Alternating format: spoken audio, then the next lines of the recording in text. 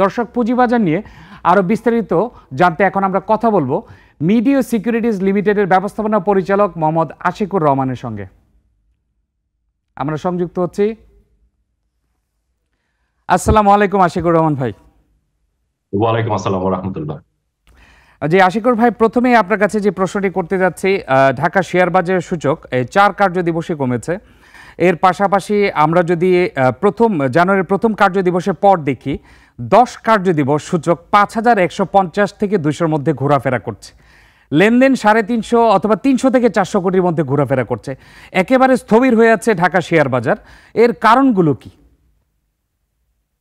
এই যে কারণগুলি হলো যে আপনার অ্যাকচুয়ালি পৃথিবীর যে কোনো স্টক মার্কেটে, যেটা বাংলাদেশ বলেন বা আপনার অন্যান্য দেশেও যদি বলেন, স্টক মার্কেট হলো অনেকটু ইভেন্ট ড্রিভেন। যে আপনি ফরওয়ার্ড কি গাইডেন্স নিয়ে আপনি কিভাবে লেনদেন করবেন, কিভাবে বিনিয়োগটা করবেন। আনফরচুনেটলি আমাদের দেশে এখন যে কারেন্ট সিচুয়েশন আছে, আপনি যদি বলেন macroeconomic situation, internal political situation, সবকিছু মিলেই কিন্তু আমাদের একটা কিছু আনসার্টেনটি কিন্তু ক্রিয়েট হয়েছে।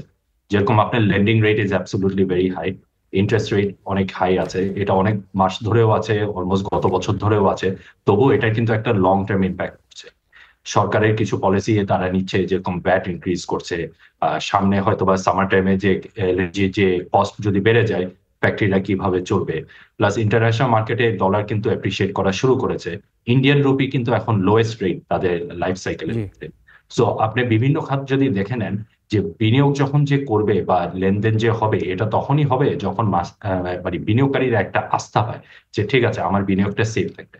আনফরচুনেটলি ইকুইটি মার্কেটে ওরকম সেফটির কোনো সামনে ওরকম কোনো প্রভাব পাচ্ছে না বলেই, এই আস্থাটা নেই বলেই কিন্তু আপনার লেনদেনও কম, ওই অনুযায়ী মার্কেটে ফ্লাকচুয়েশনটাও খুবই কম। জি আশিক ভাই, এই ক্ষেত্রে আপনি যদি আপনাকে জিজ্ঞেস করি, আপনি একটু আগে বললেন যে ইন্টারেস্ট রেট হাই। আমরা এটাও দেখেছি যে এখন যদি রেপো রেট 10% থেকে 10.5%, ট্রেজারি বিল এবং বন্ডের রেট হচ্ছে 12.62 থেকে 12.72-এর মতো। অনেকে পুঁজিবাজারে বিনিয়োগ না করে, বড় বড় প্রাতিষ্ঠানিক বিনিয়োগকারীরা পুঁজিবাজারে বিনিয়োগ না করে বন্ড মার্কেটে বিনিয়োগ করছে। তাহলে কি সেটাও কি অন্যতম প্রধান কারণ কি না? এটা অবশ্যই একটা কারণ। আমরা আমাদের নিজেদের কোম্পানি মিডওয়ে সিকিউরিটিজেও যদি বলি, জিস্যাক বা গভর্নমেন্ট সিকিউরিটিজ এর যে 1 বছর আগে আপনি যদি রেটটা দেখেন, তখন ছিল কিন্তু অলমোস্ট 8%-এর কাছাকাছি। হাউএভার কিন্তু গত 1 বছরের মধ্যে সরকারের যে ডিমান্ড, যে খরচের যে ডিমান্ড মিট করার জন্য আপনার অকশনের থ্রুতে কিন্তু এখন 12.5%-এ মিনিমাম 2 বছরের ম্যাচুরিটি বন্ডে আপনি পাচ্ছেন। আমরা নিজেরাও আমাদের অনেক ক্লায়েন্টদেরকে দেখেছি যে যারা স্টক মার্কেটে যাদের যতটুকু বিনিয়োগ আছে, ম্যাক্সিমাম সব ক্লায়েন্টই তো লসে আছে, তারা তাদের রিস্কটাকে অ্যাভার্স করার জন্য, ডাইভার্সিফাই করার জন্য, কিছু ইনকাম জেনারেট করার জন্য তারা কিন্তু অলরেডি এই বছর এবং গত বছরের লাস্টের দিকে অনেক ফান্ড বিনিয়োগ করেছে আপনার গভর্নমেন্ট সিকিউরিটিজে।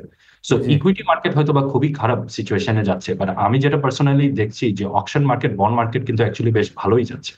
জি আচ্ছা, এক্ষেত্রে আপনি যেহেতু বললেন যে বন্ড মার্কেটের অবস্থা ভালো রয়েছে, আমি ইকুইটি মার্কেট নিয়ে কথা বলবো। যেহেতু শেয়ার বাজারে অলরেডি পুঁজিবাজারে যারা বিনিয়োগ করেছেন তারা আটকে আছেন।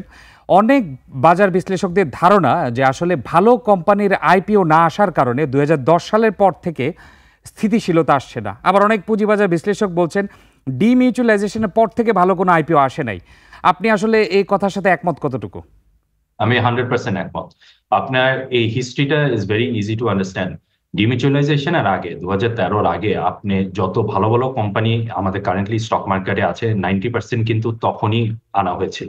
কারণ তখন যারা স্টক এক্সচেঞ্জ পরিচালনা করতো, যেরকম ব্রোকাররা পরিচালনা করতো, তারা জানতো যে একটা মার্কেটকে ভালো রাখার জন্য সবচেয়ে আগে আপনাকে রাইট প্রোডাক্টে দিতে হবে। আপনি যেরকম এক সাইডে আপনি ইনভেস্টার আনবেন, আরেক সাইডে আপনাকে তাকে রাইট ইনভেস্টেবল প্রোডাক্ট দিতে হবে।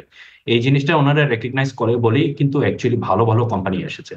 যেরকম আমাদের থ্রুতেই কিন্তু গ্রামীণ phone, square farmer, second under writer আমরাই ছিলাম। সো এবি ব্যাংকও আমরা অনেক আগে এনেছিলাম। সো এই জিনিসটা যখন আপনার অ্যাকচুয়ালি ডিমিউচুয়ালাইজেশন হয়ে যায়, পাবলিক ইস্যু রুলটা রিফর্ম করাতে অ্যাকচুয়ালি মেজরিটি আইন অ্যান্ড মেজরিটি লটা হয়ে যাচ্ছে বিসেক সেন্ট্রিক। রেগুলেটর তখন ইনচার্জ হয়ে যায় আপনার আইপিএর জন্য। বাট ম্যাস মিডিয়াতে তো অ্যাকচুয়ালি গত 15-16 বছর ধরে বা পোস্ট ডিমিউচুয়ালাইজেশন নিয়ে কিন্তু বারবার কথা হচ্ছে যে খারাপ খারাপ কোম্পানির লিস্টিং কেন হচ্ছে। ঢাকা স্টক এক্সচেঞ্জ অনেকগুলি কোম্পানির এগেনস্টে নেগেটিভ রেকমেন্ডেশন দিয়েছে, তবুও এটা লিস্টেড হয়েছে। আপনি যদি একটা বাজারের মধ্যে যদি খারাপ পণ্য যদি কন্টিনিউয়াসলি ডাম্প করতে থাকেন, খারাপ সিকিউরিটি যদি আনতে থাকেন, এই মার্কেট অটোমেটিক্যালি কিন্তু খুব সিক হয়ে যাবে। সো জি। আনফর্চুনেটলি এটাই হয়েছে যে এটা যখনই ডিমিউচুয়ালাইজেশন হয়ে গেছে, এই রুলটা যদি আমরা চেঞ্জ করে যদি নতুন একটা পাবলিক ইস্যু রুল করতে পারি, যেখানে এক্সচেঞ্জের একটা বড় ক্ষমতা থাকবে, এক্সচেঞ্জ ড্রিভেন একটা পাবলিক মার্কেট থাকবে, তখন দেখবেন যে আমাদের মার্কেটটাকে আমরা খুব একটা ভালো একটা ইনভেস্টেবল ক্যাটাগরিতে নিয়ে আসতে পারবো। জি, আশিক ভাই, এক্ষেত্রে পাবলিক ইস্যু রুলস নিয়ে আপনি কথা বললেন। আপনি জানেন যে ৫ই আগস্টের পরে আমাদের বিসেকে নতুন লিডারশিপ এসছে। এই পাবলিক ইস্যু রুলস নিয়ে তারা কি ভাবছে, অথবা বর্তমান বিসেক পুঁজিবাজারকে কিভাবে দেখছে বলে আমার মনে হয়? তারা কি ভালোভাবে হ্যান্ডেল করতে পারছে? আমি মনে করি তারা একটা খুব চ্যালেঞ্জিং টাইমের দিকে যাচ্ছে। ওনাদেরকে যে খুব ভালোভাবে যে হ্যান্ডেল করার মতন রেকর্ড যে আছে তা কিন্তু আপনি বলতে পারবেন না, কারণ আপনি যদি মার্কেটটাকে দেখেন, মার্কেটের সিচুয়েশন যদি খারাপ থাকে, এটার জন্য সব ইন্টারমিডিয়ারি, সব রেগুলেটর, সব স্টেক হোল্ডারই কিন্তু আলটিমেটলি রেসপন্সিবল।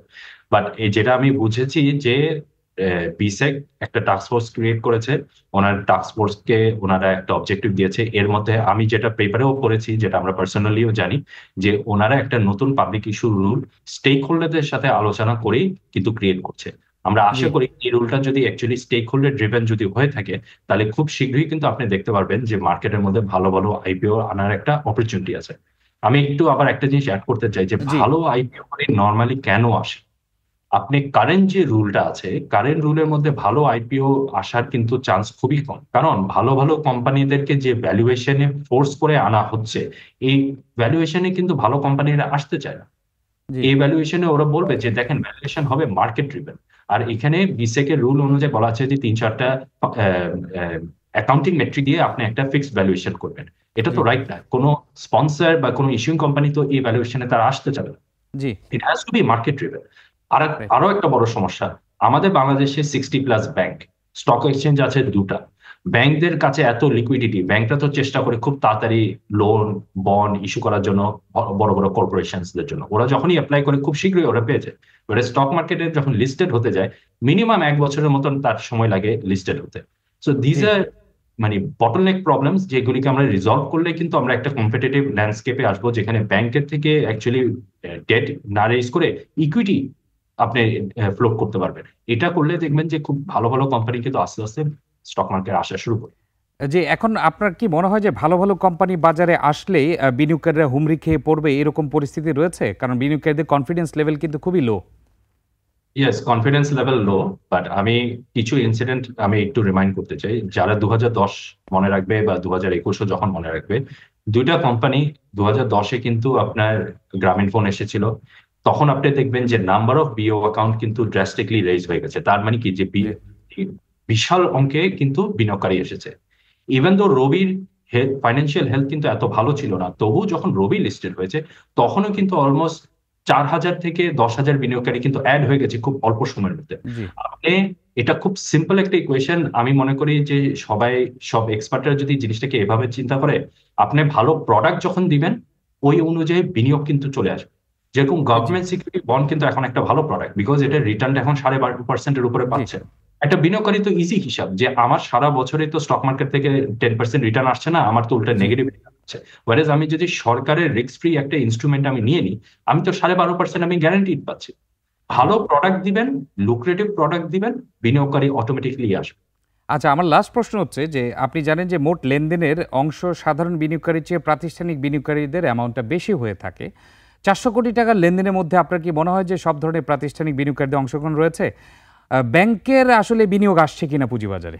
আপনার কি মনে হয়? না, প্রাতিষ্ঠানিক বিনিয়োগকারী আমি মনে করি অনেকটুকু সাইড লাইনে আছে, না হলে তারা নিজেরাই হয়তোবা লসে আছে। যে জিনিসটা হচ্ছে যে এখন যে কারেন্ট যে সিচুয়েশন, এটা প্রাতিষ্ঠানিক বিনিয়োগকারীর কথাও যদি বলেন বা রেগুলার রিটেল ক্লায়েন্টদের জন্য যদি বলেন, একই জিনিস। আস্থা তো কারোর নেই। আর জি, ব্যাংকরা যে ইনভেস্ট করতে পারে, ব্যাংক হয়তোবা ইনভেস্ট করতে পারে, বাট আমার কথা হলো যে ব্যাংকরা কেন ইনভেস্ট করবে? কারণ ওনাদের যদি ইনফ্যাক্ট গত 5 বছরের হিস্ট্রি যদি দেখেন, ম্যাক্সিমাম কত ব্যাংকই অ্যাকচুয়ালি স্টক মার্কেটে ইনভেস্ট করে তাদের মানে খুব পজিটিভ রিটার্ন এসেছে। ম্যাক্সিমাম ব্যাংকের মধ্যে কিন্তু রিটার্ন কিন্তু এত পজিটিভলি ছিল না। সো জি, ব্যাংকরাও একই কারেন্ট সিচুয়েশনে আছে, অন্যান্য ইনস্টিটিউশন স্টেক হোল্ডারও একই সিচুয়েশনে, সাথে সাথে বিনিয়োগকারীরা।